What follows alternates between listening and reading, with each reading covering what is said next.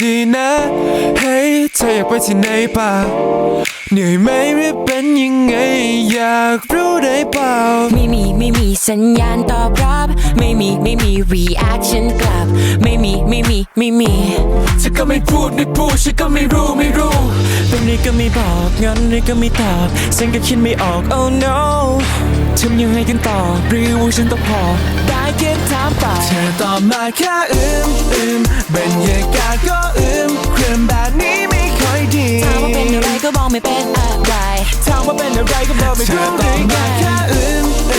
แต่ว่าฉันเริ่มซึมคงถึงเราต้องสวย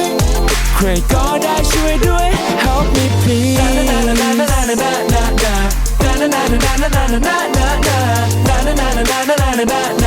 ใครก็ได้ช่วยด้วย help me please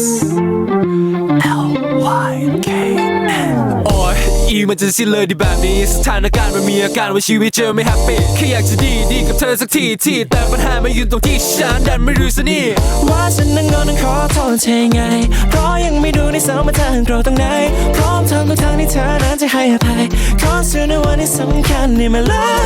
วเป็นไรก็ไม่บอกงอนไรก็ไม่ตอบฉันก็คิดไม่ออก oh no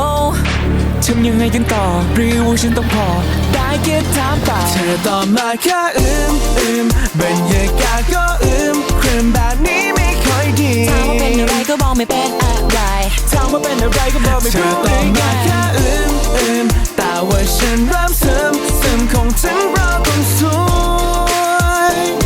ใครก็ได้ช่วยด้วย help me please